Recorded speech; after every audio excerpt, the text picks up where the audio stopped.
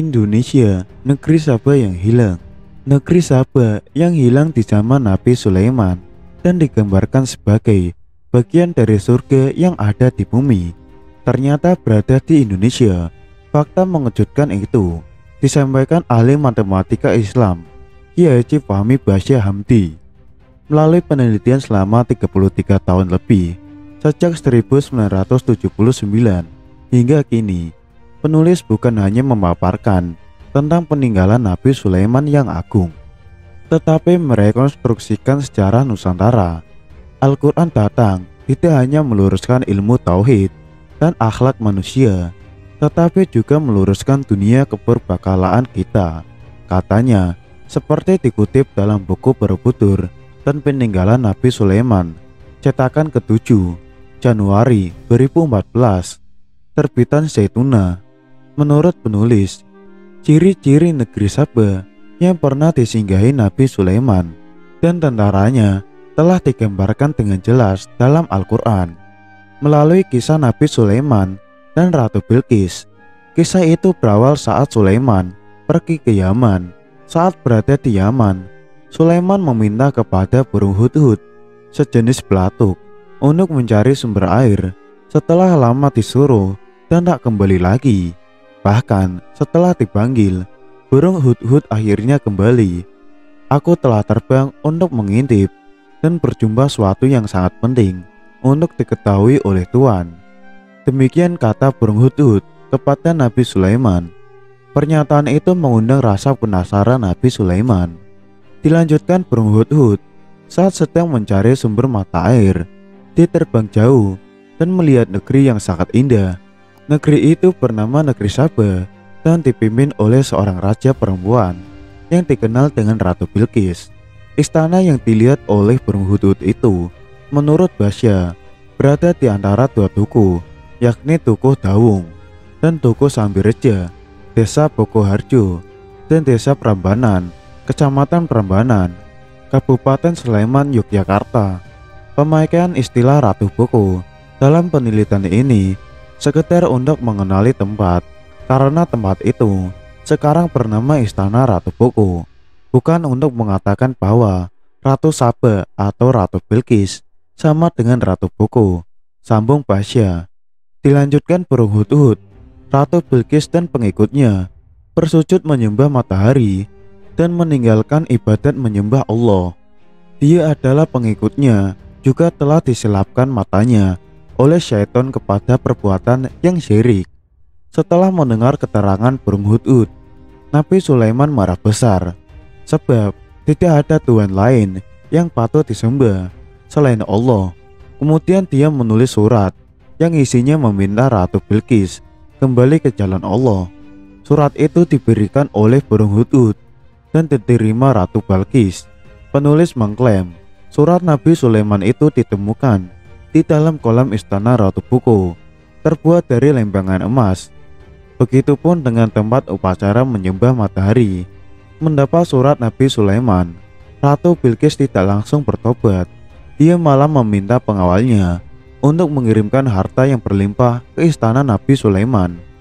Pemberian itu dianggap sebagai penolakan atas ajakan kembali ke jalan Allah.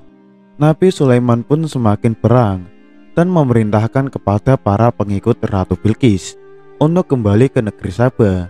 Bahkan Sulaiman mengancam akan menyerang negeri Sabah dengan bala tentaranya. Kami akan mendatangi mereka dengan angkatan tentara yang mereka tidak berdaya menentangnya, dan kami akan mengeluarkan mereka dari negeri Sabah dengan keadaan hina, menjadi orang-orang tawanan, kata Nabi Sulaiman. Para pengikut Ratu Bilqis kembali ke negeri Sabah dan menceritakan pengalamannya selama berada di istana Nabi Sulaiman.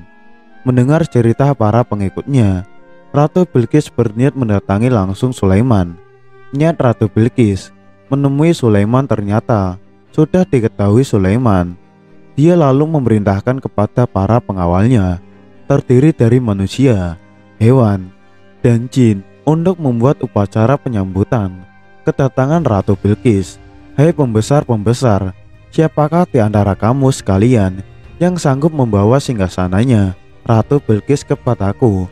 sebelum mereka datang kepadaku sebagai orang yang berserah diri, kata Nabi Sulaiman kepada pengikutnya. Di antara pengikutnya dari bangsa jin menjawab, sanggup, aku akan datang kepadamu sebelum kamu berdiri dari tempat dudukmu. Sesungguhnya aku benar-benar kuat untuk membawanya, lagi dapat dipercaya, jawab Ifrit. Pengikut Sulaiman lainnya dari kalangan manusia yang berpikir menimpali, aku akan membawa singgasana itu kepadamu sebelum matamu berkedip. Terang pengikut Nabi Sulaiman dari kalangan manusia.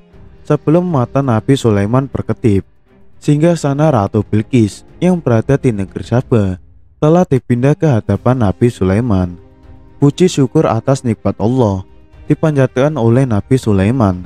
Saat melihat pemandangan itu, akhirnya datanglah Ratu Bilqis menghadap Nabi Sulaiman. Kepada Ratu Bilqis, Sulaiman memperlihatkan apa yang ada di hadapannya sebagai istana yang mirip dengan yang ada di negeri Saba. Melihat itu, Ratu Bilqis terkejut. Kemudian Nabi Sulaiman mempersilahkan kepada Ratu Bilqis masuk ke dalam istananya. Saat akan masuk, dia melihat air besar berada di lantai istana Nabi Sulaiman. Dengan sigap, Ratu Bilqis menyikap kainnya hingga betisnya terlihat.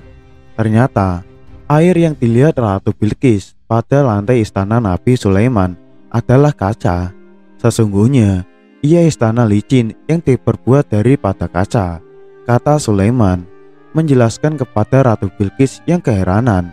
Ya Tuhanku, sesungguhnya aku telah berbuat zalim terhadap diriku, dan aku berserah diri bersama Sulaiman dan kepada Allah, Tuhan semesta alam. Balas Ratu Bilqis mengakui kebesaran Nabi Sulaiman. Setelah mengalami langsung kebesaran Nabi Sulaiman dan merasakan nikmat Allah, Ratu Bilqis akhirnya ikut menyembah Allah dan meninggalkan upacara menyembah matahari di negeri Saba. Akhirnya mereka pun menikah. Dari kisah tersebut, Basya menemukan sedikitnya 40 fakta lapangan yang menyebutkan Indonesia sebagai negeri Saba yang hilang. Di antara fakta lapangan tersebut, pertama, surat yang dikirimkan Nabi Sulaiman kepada Ratu Bilqis di negeri Saba. Surat itu ditemukan di kolam istana Ratu Boko dan terbuat dari plat emas, bertuliskan nama Tuhan yang paling tinggi. Kedua, adalah istana Ratu Bilqis yang dipindahkan Nabi Sulaiman ke istananya melalui kekuatan jin yang bekerja sama dengan manusia dan hewan. Istana itu diyakini berada di kawasan Sleman, Jawa Tengah. Ketiga adalah istana Ratu Boko yang telah rusak. Menurut penulis, kerusakan itu bukan diperbuat oleh tangan-tangan manusia, tetapi oleh tangan-tangan jin dan gaib. Hal itu terlihat dari bekas kerusakan pada batu di istana itu. Keempat adalah tempat bersujud menghadap matahari di istana Ratu Boko. Di tempat inilah burung hudhud melihat Ratu Bilqis dan pengikutnya sedang melakukan upacara menyembah matahari. Kelima adalah tamasil. Ratu Bilqis sedang menyisingkan kainnya ketika disuruh masuk ke istana Nabi Sulaiman yang dia sangka air besar. Sejumlah fakta inilah yang melahirkan teori awal Indonesia, negeri Saba yang hilang. Fakta penguat negeri Saba di Indonesia dan bukan di Yaman adalah hutan Saba di Wonosobo dan daerah Sleman yang diambil dari nama Nabi Sulaiman. Sementara di Yaman hanya ada prasasti bertuliskan Sabum. Begitulah tempat bersujud menghadap matahari yang hanya ditemukan di istana Ratu Boko, bukan di Yaman. Kemudian adalah surat Nabi Sulaiman kepada Ratu Saba atau Ratu Bilqis. Surat ini ada di istana Ratu Boko, terbuat dari lempengan emas. Sementara di Yaman, surat ini tidak pernah ditemukan. Terakhir adalah pemindahan istana Ratu Bilqis ke kerajaan Nabi Sulaiman di Yaman. Tidak ada bekas reruntuhan istana yang menunjukkan tanda-tanda adanya istana Ratu Bilqis. Sedang di istana Ratu Boko, reruntuhan itu masih terlihat hingga kini. Namun begitu, kebenaran atas penelitian tersebut dikembalikan kepada pembaca yang budiman. kebenaran hanya milik Allah Subhanahu wa Ta'ala.